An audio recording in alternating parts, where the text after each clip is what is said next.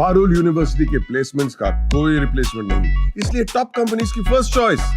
आप तो समझ ही गए होंगे। Join Parul university, Vadodara, Gujarat. नमस्कार, आप देख रहे हैं जागरण जोश। आरआरबी एनटीपीसी की तैयारी कर रहे हो तो एक सवाल जरूर आपके दिमाग में होगा, एनटीपीसी जॉब मिलने के बाद सैलरी कितनी होगी? क्या आपको हर महीने मिलेगी लाखों की तनख्वाह? क्या है इन हैंड सैलरी उतनी होती है जितना नोटिफिकेशन में दिखाई जाती है? और अलाउंसेस में डीए, एचआरए, टीए मिलता है या नहीं? तो आज के इस वीडियो में हम आपको बताने वाले हैं सैलरी का पूरा पोस्ट वाइज ब्रेकडाउन, वो भी 2025 के हिसाब से 7th पे कमीशन के बाद के अपडेट के।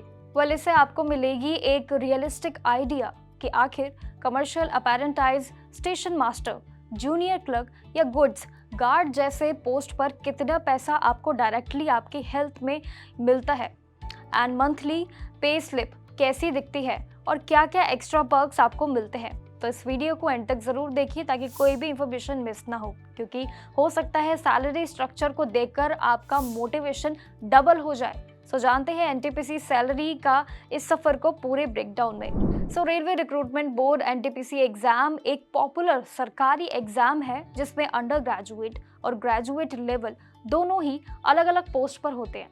इन जॉब्स के लिए सैलरी स्ट्रक्चर काफ़ी अच्छा होता है, इसीलिए ये एग्जाम स्टूडेंट्स के बीच बहुत ही डिमांडिंग होता है। साथ ही आरआरबी एनटीपीसी के अंडर 2 तरह की पोस्ट आते हैं, जैसे कि अंडर ग्रेजुएट लेवल जो सिर्फ 12th पास कैंडिडेट्स के लिए होता है, और ग्रेजुएट लेवल जो ग्रेजुएशन पास कैंडिडेट्स के लिए होता है।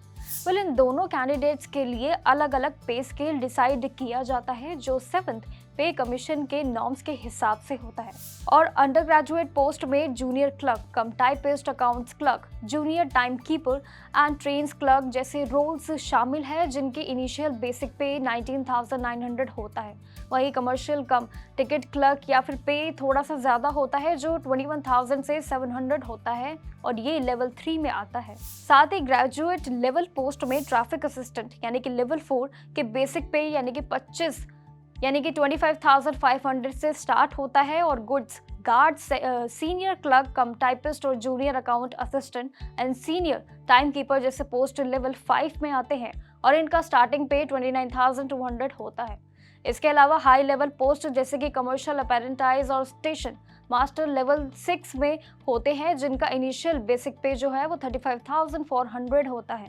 और इन सभी पोस्ट के साथ कैंडिडेट को एडिशनल अलाउंसेस भी मिलते हैं, जैसे कि डीएनएस अलाउंसेस जो कि है डीए, हाउस रेंट अलाउंसेस और ट्रैवल अलाउंसेस, और जो ओवरऑल सैलरी को और भी अट्रैक्टिव बनाता है। वेल, ये सैलरी स्ट्रक्चर इस जॉब का एक सिक्योर और रिवार्डिंग गवर्नमेंट करियर ऑप्शन बनाता है।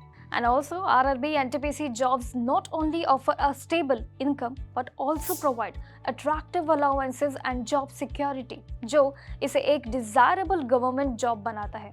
RRB NTPC सिलेक्शन प्रोसेस भी काफ़ी सिंपल और स्टेप बाय स्टेप होता है। इसके जरिए कैंडिडेट्स को ग्रेजुएट और अंडर ग्रेजुएट पोस्ट के लिए सिलेक्ट किया जाता है, जो अलग अलग जोन वाइज यानी कि रेलवे और प्रोडक्शन यूनिट्स में होता है। आइए इस प्रोसेस को इजी वे में समझते हैं, जैसे कि CBT 1 यानी कि कंप्यूटर बेस्ड टेस्ट। वह सबसे पहले एक रिटन ऑनलाइन एग्जाम होता है जिसमें बेसिक रीजनिंग, मैथ्स और जनरल अवेयरनेस के क्वेश्चंस आते हैं। वेल, ये एग्जाम सभी एप्लीकेंट्स के लिए होता है। नेक्स्ट, CBT 2 यानी कि कंप्यूटर बेस्ड टेस्ट 2। जो कैंडिडेट CBT 1 क्लियर कर लेते हैं उन्हें इस सेकंड स्टेज के लिए बुलाया जाता है।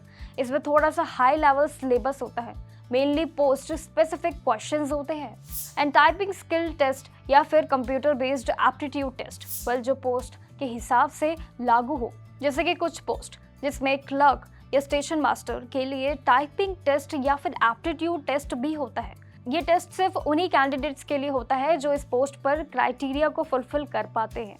Next, document verification. Well, exam के बाद जो लोग शॉर्ट लिस्टेड होते हैं उनके डॉक्यूमेंट्स वेरीफाई अच्छे से किए जाते हैं, जैसे कि qualification, ID proof and caste certificate etcetera. And next, medical examination. Well, ये फाइनल स्टेप होता है जहां मेडिकल टेस्ट, जिसमें कि चेक किया जाता है कि कैंडिडेट्स फिजिकली और मेडिकली फिट है या नहीं, एंड एज पर रेलवे स्टैंडर्ड्स।